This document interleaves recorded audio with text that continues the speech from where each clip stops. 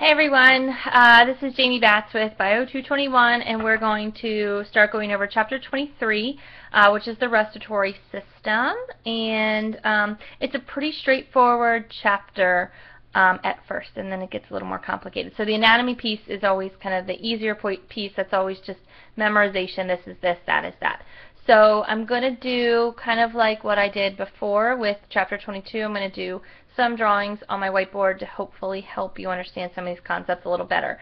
So one of the first things that this chapter dives into is, again, the anatomy and kind of the overall organization of, just moving some things on my desk around, overall organization of the respiratory tract. So it's important to understand, at least in my opinion, it's important to understand the relationship between structure and function. That's a common theme throughout biology, and it's especially important in anatomy and physiology, because once you know kind of what something does, the structure of it makes more sense. Or vice versa, once you know the structure of something, you can use that to infer a function.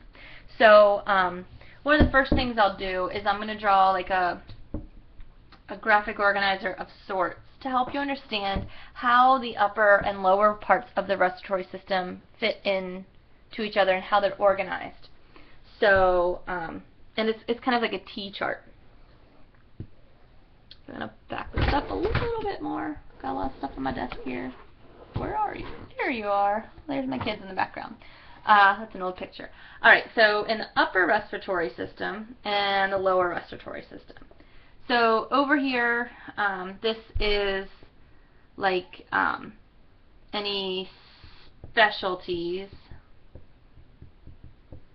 and this is going to be the epithelium, right? The actual tissue that changes. So in the upper respiratory system, some specialties, some things that you will see as features of the upper respiratory system lining. You're going to see glands. You're going to see lots of glands, and those glands are specialized for mucus secretion. In the upper respiratory system, you're going to start with stratified squamous. Right? That's what is covering like the lining of the nasal cavity and the larynx and pharynx. And then, I'm sorry, that's not what you start with. Duh. You're going to start with pseudo-ciliated, pseudo-striated, ciliated columnar epithelium. Blech. Alright, yes, pseudo-stratified, ciliated, columnar. And that is structure and function. As I was saying, simple squamous, it didn't make sense to me. Because the whole purpose is that cilia is there to trap particles that are coming in. So in that very upper nasal cavity, you have, and parts of the upper pharynx, nasopharynx, you have the pseudo-stratified ciliated columnar epithelial. And then as you go down into the larynx and into the upper parts of the trachea, it's this simple squamous. And again, that is there to reduce friction, because at least you know, in the pharynx, you have food and liquid and air passing through there, so you need to have reduced friction. So can you see all that? There we go. In the lower respiratory system, what do we have here? Well, we have specialized smooth muscles for contraction and dilation, right?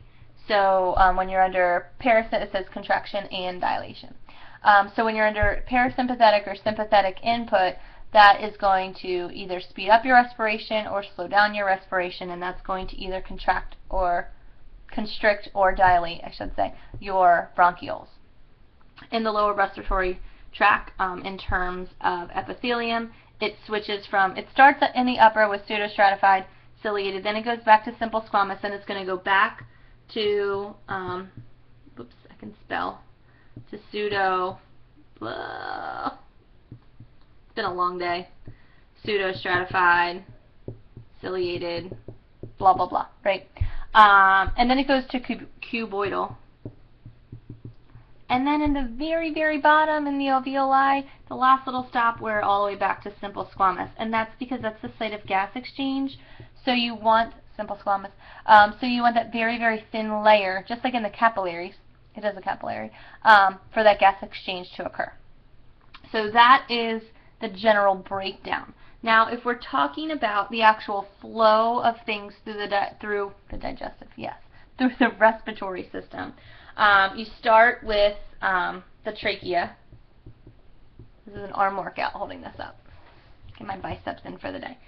You go from the trachea to the primary bronchi.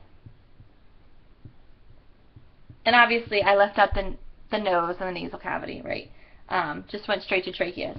So from the primary bronchi, which is also denoted like that, the one, like first degree, right? And then you go to the secondary. The secondary are also called lobar bronchi.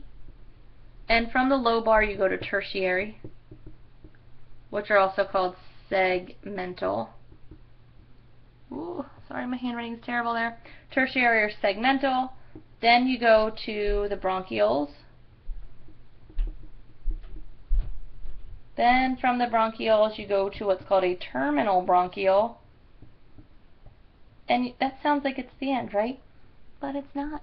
Because from the terminal bronchiole, then that air is going to go into the little sacs, which are called alveoli. Alveoli. Alveoli, as some people say it. It's pronounced alveoli correctly, though. So that's the pathway through the lower respiratory tract.